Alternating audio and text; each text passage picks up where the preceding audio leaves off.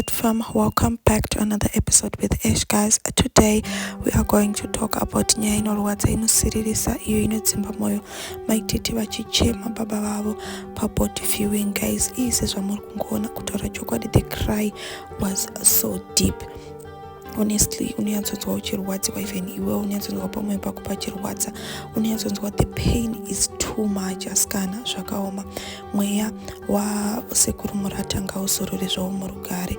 Murandakadzi arwadziwa vedu, I can feel the pain, I can feel kuti ari kunzwa sei, but ndopaunoona vanhu vachitaura kuti kuda kuonekwa nemakamera achichema chichichichi vaita live, guys, and ndo baba vake zvavakada vakati celebrate me, make sure you broadcast everything.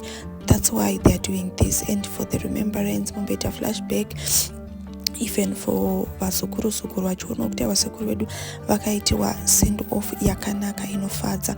Saka vanhu musajaje ende vanhu musataure zvisina basa. Mumwe akuti ko kana zvakanzi nditore ndichichema, mumwe akuti guys, it's a lot. Let Mura cry kusvika anzwa kuti I'm now healed. Regai acheme, tongoti murekwa Murata ngaicheme ine tariro. Even mbiya Murata zvezvamuri kungoona as well, she's also crying. Zvinorwadza kuseparatana nemudiwa wako weupenyu, munhu wawaifamba naye majourneys ese, but vakaita zvavo a beautiful send off for the minister Murata. Look at those beautiful flowers. Aiwa, ipapa vakagona zvavo, and now they are now celebrating life of Sekuru Murata as he requested kuti ina hangu ndoda hangu zvekucelebratewa, don't worry about me, celebrate the life that I live. Saka tinotenda maitete nemhuri yesekwa nekubatsiridza kwavakaita nekuita zvisvo zvasekuru, which is good, which is great.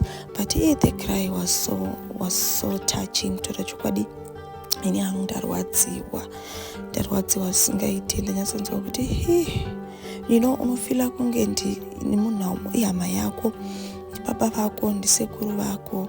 Ndinyatsonzwa kuti this cry is very deep, and the pain inotononoka kubva mauri. Aiwa, tinongoti ngavazorore nerugare, and mhuri yese inyaradzwe. Mwari voga ndo vanogona kunyaradza patinenge tichirwadziwa, ndo vanogona kutipodza maronda, because rimwe ronda hariperi. Even vanhu vakataura, even vanhu vakadii, apa vakuvigwa Sekuru Murata. Pane mashoko akataurwa, maruva akakandwa to show love, which is good. And thank you mighty for a beautiful deco.